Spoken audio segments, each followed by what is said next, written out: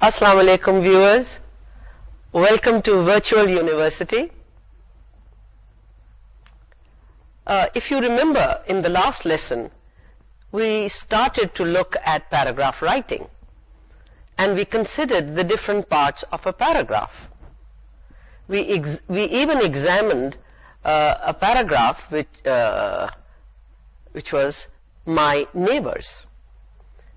And we noted that a good paragraph has three major structural parts: a topic sentence, supporting sentences, and a concluding sentence. In addition to these three structural parts, a good paragraph also has elements of unity and coherence. Now, initially we will look at the first element, unity. Now, by unity we mean that only one main idea is stated in the topic sentence, and the coherence that follows each and every supporting sentence develops that idea. If you are writing on dreams and you say in your topic sentence that you are going to discuss two important characteristics of dreams, then you should discuss only those two characteristics. Only those two characteristics. Do not discuss anything else, such as what you dreamt last night, the night before. Or for instance, if you were asked to write on television, and in your topic sentence you say that you are going to discuss the effects of TV on society, then discuss only that. Do not discuss anything else, such as the invention of television. Now, the second element, when you are writing, let's say, a paragraph, you have to keep in mind the second element is coherence, which is very important in a paragraph. In fact, in all writing. Now, by coherence we mean that the paragraph is easy to read and to understand. Why? Because of two things. First, that the supporting sentences are in some kind of logical order. And number two, your ideas are connected by the use of appropriate transitional words. Now, we shall look at the topic sentence from the following points. We are going to examine the topic sentence from the point of view of its characteristics, from the point of view of its position, where in a paragraph does the topic sentence occur, where does it come. Then we'll have some practice so that you recognize topic sentences. Then we'll look at parts of a topic sentence, because a topic sentence also has two parts. And we'll have some more practice in writing topic sentences. And at the end of today's lesson, you will have practice in writing concluding sentences of a paragraph. And we'll wind up the lesson with a brief review of what you've done in today's lesson. Well, a well-written paragraph has 5 elements. A well-written paragraph has, number 1, a topic sentence, number 2, supporting sentences, number 3, a concluding sentence. Now, these are the structural parts. The other two parts, the other two elements are unity and coherence. Now, if you remember your earlier lessons with me, we talked a lot about topic sentence in the reading lessons. And there we discussed the topic sentence in detail. Now, you looked at the topic sentence from the reader's point of view. At that time, we examined the topic sentence from the reader's point of view. Now, in today's lesson, you will work at the topic sentence from the writer's point of view. The topic sentence is the most important sentence in a paragraph, as it indicates what the paragraph is going to discuss. And for this reason, it is a helpful guide. It is a helpful guide both for the reader and for the writer. A topic sentence is a complete sentence. It contains a verb, a subject, a verb, and a complement. Now, what is a complement? A complement is a word or a group of words that are used to complete the meaning of a verb. That was number one, the important thing, that it is a complete sentence with a verb, a subject, and a complement. And the second part is that a topic sentence contains a topic as well as a controlling idea. Let me repeat it for you. There are two things about the topic sentence. Number one, that it must be a complete sentence. Number two, that it contains a topic as well as a controlling idea.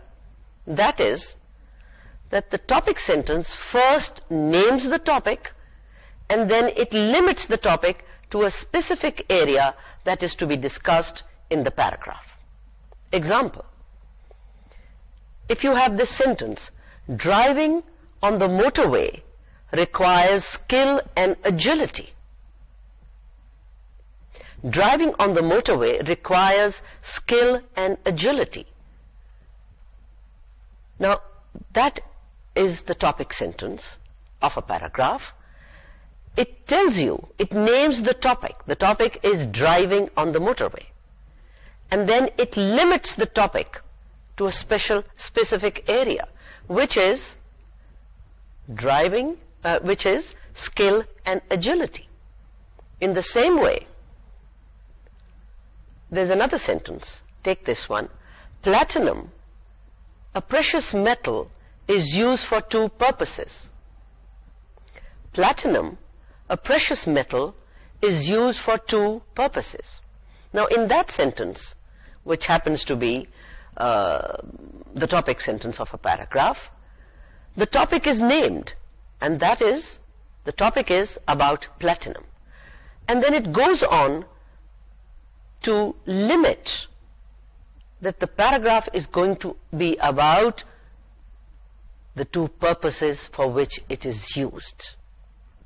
Notice that these two sentences are general statements. They do not contain any specific details, right? Now, the other thing is that your topic sentence may appear anywhere in the paragraph. It is usually the first or the last sentence of the paragraph. The topic sentence may also be the first, and the last sentence of the paragraph. Now we will look at three paragraphs, and you examine how these paragraphs have been written. Paragraph number 1. My study table is well organized. I keep ballpoint pens and colored pencils in the top right drawer. Writing paper is in the middle right drawer. The bottom right side has all the other material I might need, from paper clips to staples and tapes. The top of the desk is clear, except for a study lamp and a monthly planner. The left side of the desk has 2 drawers. The bottom one is a file drawer, where I keep my lecture notes from each class. And in the top drawer, that's where I keep peanuts, raisins, chocolates, and chewing gum that I snack on while I study. Now, have you noticed that in this paragraph, the paragraph began with a topic sentence, which was, my study table is well organized. Right? The first sentence is a general statement. The main idea that the writer's desk is well organized is in the first sentence. the rest of the sentences show us how well organized the desk is. Now, have you got the point? When you are writing, you make a general statement in which you say what you're going to talk about, and you also limit. You tell your reader that this is what I'm going to confine myself to. And the rest of the sentences that follow in your writing support or elaborate what you have said in the first sentence, the topic sentence. Sorry, I shouldn't be saying the first sentence, but the topic sentence. Now let us look at another paragraph. I'll read it out for you. Do you have problems with sleeping? By following a few single guidelines, many sleep problems can be avoided. First, don't drink tea or coffee close to bedtime. Next, do not exercise at least 3 hours before bedtime. Lastly, work out a sleep routine. Try to go to bed at the same time and try to get up at the same time. Here the first sentence introduces the topic of sleep problems by asking a question. Now, a question can never be a topic sentence. It is not making a statement. It's the second sentence. By following a few simple guidelines, many sleep problems can be avoided. This states the author's main idea about that topic. So, topic sentences may even come later than the second sentence. Now, I'll read out the third paragraph for you and see if you can find the topic sentence in this paragraph. Today, worldwide communications are taken for granted. Through telephone, TV, and the internet, we learn instantly what happens all over the world. In ancient times, however, military leaders relied on a much slower, less technical method of sending important messages. That is, they relied on pigeons. Homing pigeons are trained to return home from long distances. The birds were kept in cages in the military camps. When a message had to be sent, it was tied to the bird's leg. The bird was then released and it flew back to its base camp after delivering the message. Now, at first glance, sentence number 1 appears to state the main idea, as sentence 2 gives examples of worldwide communication. But it isn't. Sentence 1 isn't. Sentence 3, which also states a general idea, but points the reader towards another direction, as is signaled by the word however. Sentences 4, 5, 6, and 7, they provide details to support sentence number 3. And it becomes clear that sentence number 1 and 2, they lead up to the true main idea of the paragraph, which is stated in sentence 3. This is clear because sentences 4, 5, and 6, they all give information that explains in detail the general statement in sentence 3. Sometimes a topic sentence may end a paragraph. When this is so, the previous sentences build up to the main idea. Now, here we have an example of a paragraph in which the topic sentence comes last. I'll read out the paragraph for you, and you notice where the topic sentence occurs. Probably in the coming decade, there will be more use of home computers. People will use them to shop, to cast votes, file taxes, and to take college and university exams. Also, they will be used for playing games. Experts say the work week will be reduced to less than 32 hours. Moreover, robots will not only take over many routine tasks, many routine service jobs, but many dangerous jobs as well. As these forecasts suggest, the coming decade is likely to be a decade of home computers. Notice the first sentence and the sentences that follow. They are all building up. Look at the last sentence, and you find that the last sentence is the topic sentence. As these forecasts suggest, the coming decade is likely to be a decade of home computers. Now, in this paragraph, it came right at the end. So there is no fixed position, but it is possible for the topic sentence to occur at the beginning, somewhere in the middle, or at the end. It can also come at the beginning and again at the end. Now, a quick review to see how much you have grasped of what we have done so far. Now, to find out that you've learned so far, answer the following questions. You will see these questions on your screen. Just look at them and decide which one is the correct answer. Number 1. The topic sentence of a paragraph states 3 things. A, supporting details. B, introducing material. And C, main idea.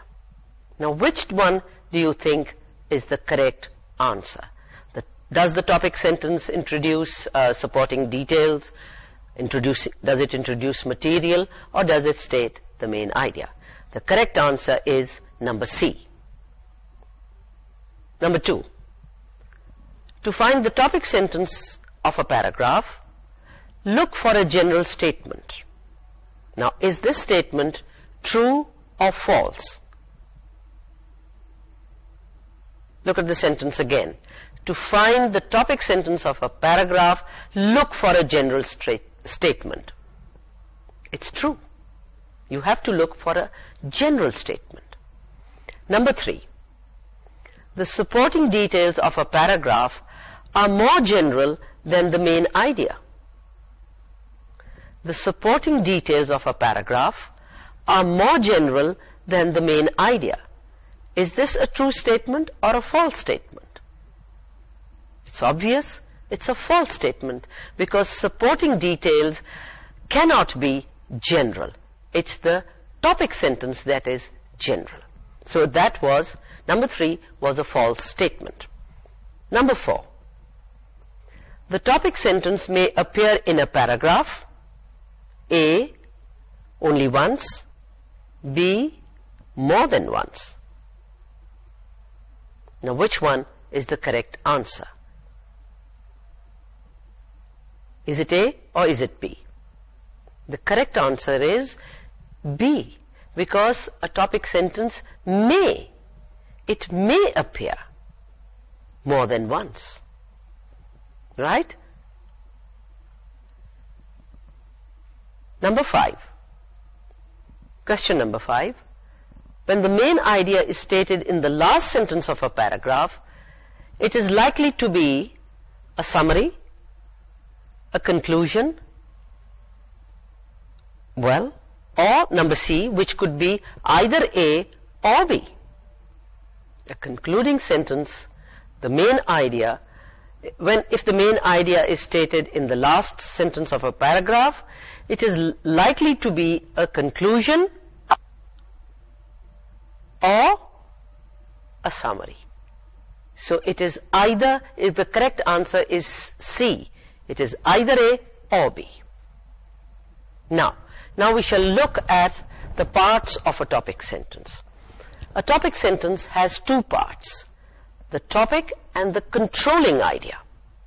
The topic names the subject or the main idea of the paragraph, and the controlling idea makes a specific comment about the topic. This specific comment about the topic indicates what the rest of the paragraph will be about. The controlling idea just specifies the topic.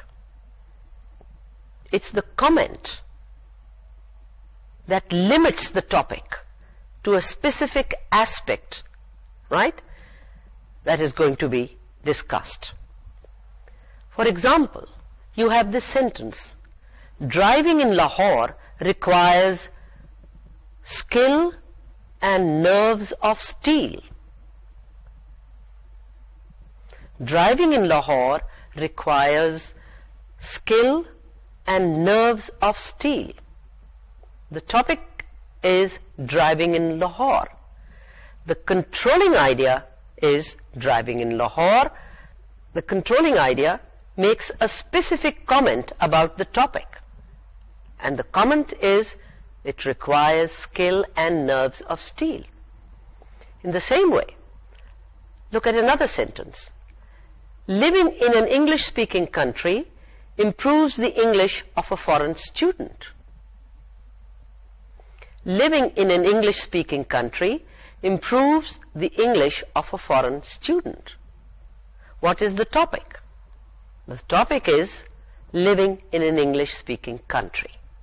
The comment is that it improves the English of a foreign student. In the same way, take another sentence. Sri Lanka is famous for its tea gardens. Sri Lanka is famous for its tea gardens. The topic is Sri Lanka.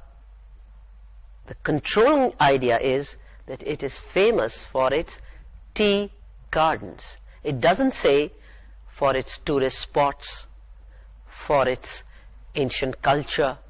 No, the sentence says Sri Lanka is famous for its tea gardens. The comment has limited the paragraph to tea gardens. And another sentence, television commercials are misleading. Television commercials are misleading. The topic is television commercials, and there is a comment over there which says that they are misleading. Right? Now we'll move on to writing topic sentences. We'll have some practice in writing a topic sentence. Now you remember that a topic sentence should be neither too general nor too specific. It ought to be just general. And number two, it should not have too many unrelated ideas. Sri Lanka is famous for its temperate climate, its many tea gardens, and its ancient temples. Now in this sentence, you've got too many controlling ideas, which would require 3 separate paragraphs. Now, could you write a topic sentence for each of the following topics? You will see the topic on your screen, and for practice sake, could you just write a sentence, a topic sentence for the following sentence? The topic is the effect of TV on children. Just write one sentence.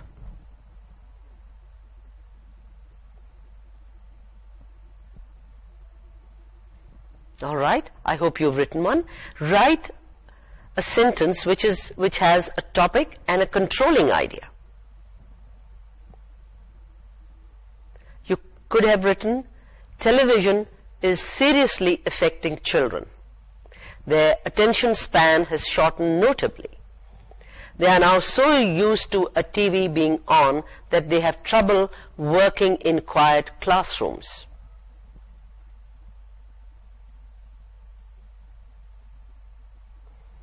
All right. Take another topic. The topic is books on travel or travel books. If you were asked to write on travel books, could you write a topic sentence which gives the theme, the topic, the main idea, as well as a comment on it? Make an effort. You could have a sentence like, say, books of travel have always been popular. Right? And continue on to say that even in ancient times, travelers' tales were eagerly read. You could name a few travelers.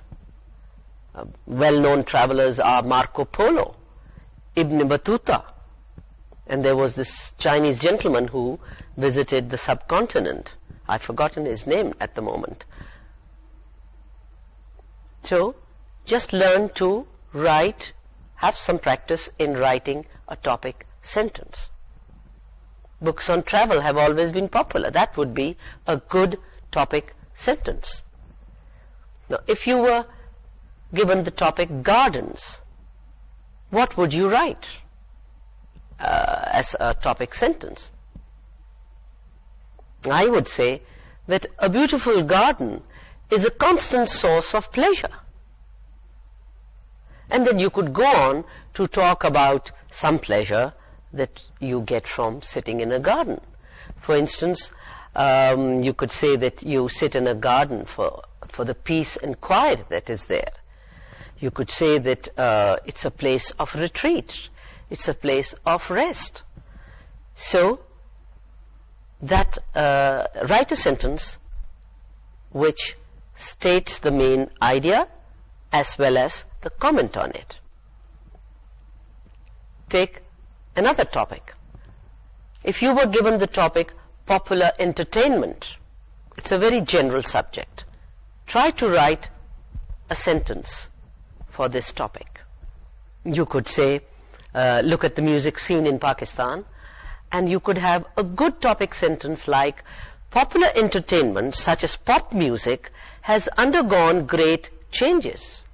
That would be a good topic sentence which tells you what this your topic is about, and you are also showing the reader what you are limiting yourself to. You are limiting yourself to pop music, and you say that pop music has undergone a lot of change. So the reader expects that you will be talking about the changes that have occurred. Take another topic. The benefits of foreign travel. If you had that as a topic to write on, what would you have for a topic sentence? You could write, for instance, I would write something like whether travel in foreign lands will benefit the traveler. And I would say that you could write that travel in foreign lands will benefit the traveler.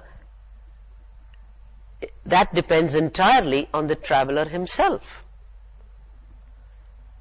And you could, that could be your opening sentence, and you could try to carry on from there. Now, we've looked at the topic sentence, its position, where it occurs in a paragraph. Now let us look at the third part, which is the concluding sentence. You've learned to write a good topic sentence for a paragraph. You should also learn how to write a sentence which could be the concluding sentence. Now, a concluding sentence is not essential. Remember that. But it is often helpful to the reader because it reminds the reader, reminds him or her, of the important points that have been made in the paragraph. So, what I said was that it is not essential to have a concluding sentence in a paragraph. But if there is one, it's usually the purpose of a concluding sentence in a paragraph is that it signals the end of the paragraph, right? And for this, you will have to use words like in conclusion, in summary, or finally, or at the end, that would signal to your reader that the paragraph is coming to an end. Right? Now the other purpose is that it gives a final comment on your topic. I'll show you two more examples which will illustrate the different types of concluding sentence. The concluding sentence may repeat the main idea of the topic sentence in different words, or it may summarize the main points of the paragraph which are not stated in the topic sentence. Now, look at the next paragraph. You will see this paragraph on your screen and look at the final sentence and look at the first sentence.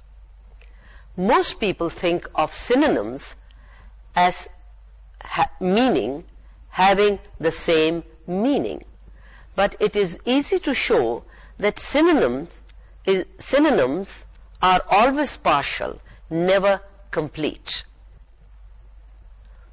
Tall and high are usually considered synonyms, but while we can have both a tall building and a high building, we cannot have a tall boy and a high boy. You can't have these two. They don't go together. Therefore, we should be careful in using words because many words that we consider synonyms turn out not to be really synonyms. Now, look at the first sentence of the paragraph. The sentence was, most people think of synonyms as meaning having the same meaning, but it is easy to show that synonyms are always partial, never complete. And look at the last sentence. Therefore, we should be careful in choosing words because many words that we consider synonymous turn out not to be really synonyms.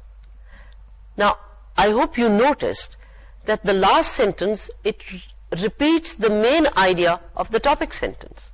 So the concluding sentence usually repeats what is said in the topic sentence.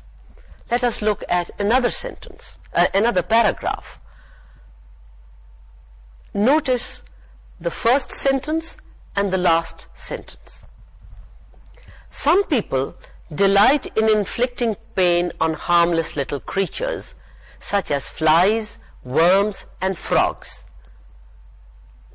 They also take pleasure in killing them. This is very cruel of them.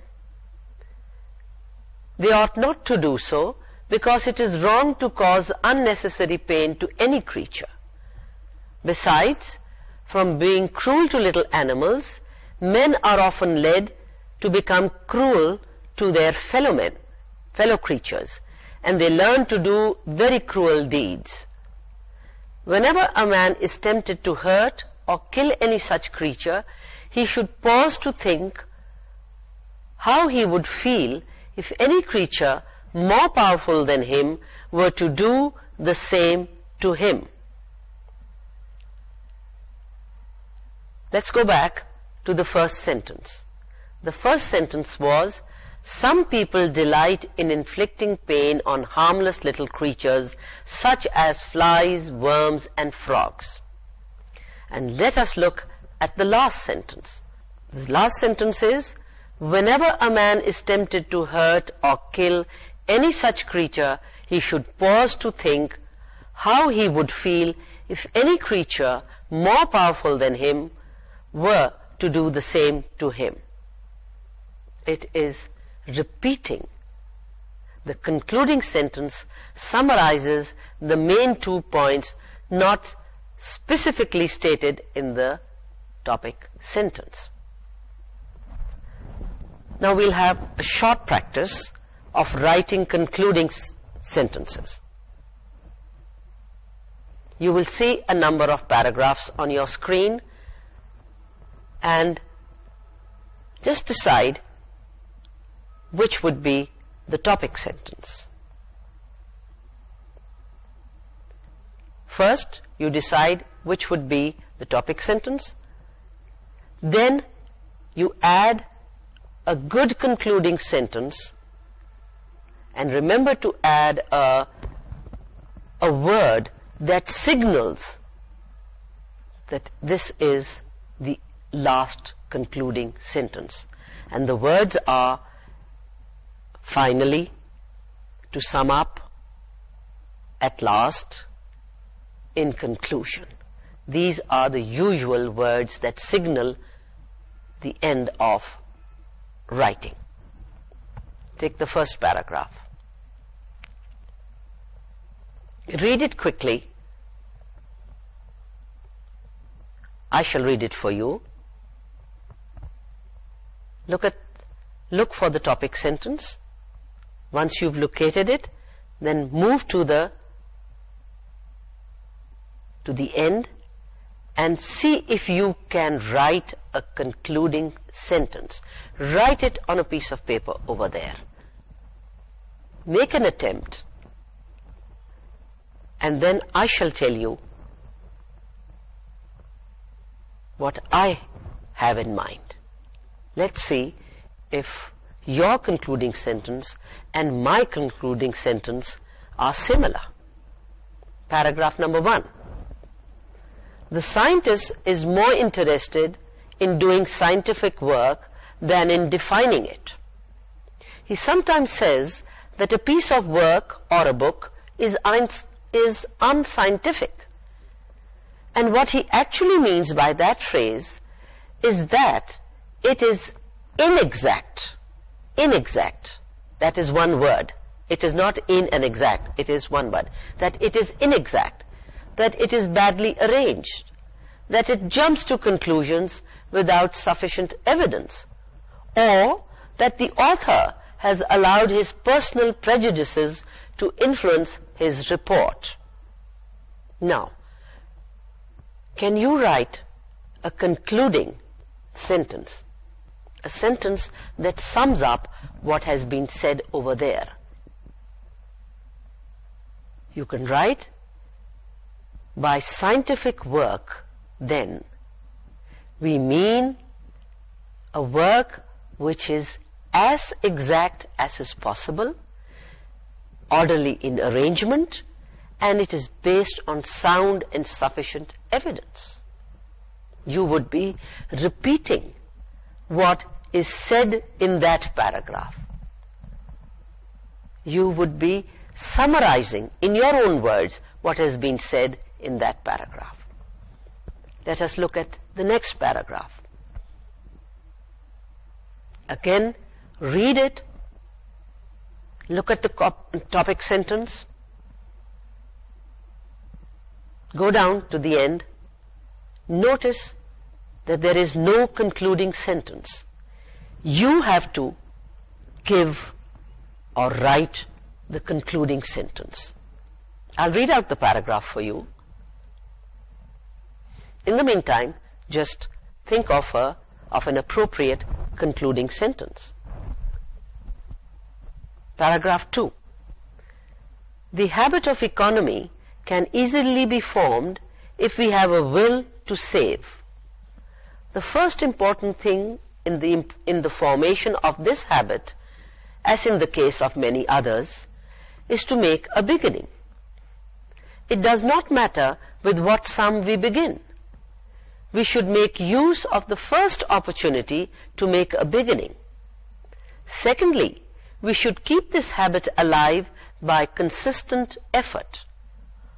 All this is possible only by a strong will power. If once we decide to save, we should start immediately. Look at the topics, the first sentence. It says the habit of economy can easily be formed if we have the will to save. Go down to the bottom of the paragraph and notice what it says at the end. At the end it says, if once we decide to save, we should start immediately. So you can have a concluding statement which sums up what is said earlier. And you can write, thus, comma, it is quite easy to form the habit of economy. One sentence which sums up, which repeats what has been said earlier. Another paragraph. By now, you should understand what the format is. The format is, read the paragraph, look for the topic sentence, go down to the last sentence, and write or suggest a concluding sentence, a sentence that sums up what has been said earlier. You may repeat in your own words, but do sum up what you've read. Paragraph 3, I'll read it for you. There are numerous everyday words in English that have come from other languages. English speakers relaxing at home, for example, may put on pajamas, which is a Persian word. Asleep in the afternoon is called a siesta, a Spanish word. When we wash our hair, we shampoo it. This word is from the South Indian word champi. Full stop. Go back, look at the paragraph. What does it say in the first sentence? There are numerous everyday words in the English language that have come from other languages. And then specific examples are given to support what has been said in the first sentence. And you are required to add a concluding sentence, a sentence that either repeats or sums up what has been said earlier. So what have you got down? I would suggest you can write, to conclude, we can say that English has enriched its vocabulary by words from many languages of the world. Simple as that. All you were required to do was sum up. But you must remember that you must give the signal, the transitional word that signals that you are ending the paragraph. So that was practice in writing concluding sentences. Now, a little bit of writing practice for homework. You have a number of topics given you on your screen. Choose a topic from the list and write a paragraph, not more than 4 to 5 sentences in length. But you have to follow certain steps. The first step is that you begin the paragraph with a good topic sentence. Step number 2 is that you write general supporting sentences that either explain or support or illustrate the topic sentence. And number 3, you write a good concluding sentence. And the topics are, there are 3 topics given you. The topics are, number 1, arranged marriages. Number 2, population explosion in Pakistan. And number 3, computers. Any one from those 3. Write a good topic sentence. That would be the first sentence. Write 2 or 3 sentences or 4 sentences in support of what you say in your topic sentence, and then wind up the paragraph by writing 1 concluding sentence. Now, there is a time limit. You don't have the whole day to write this.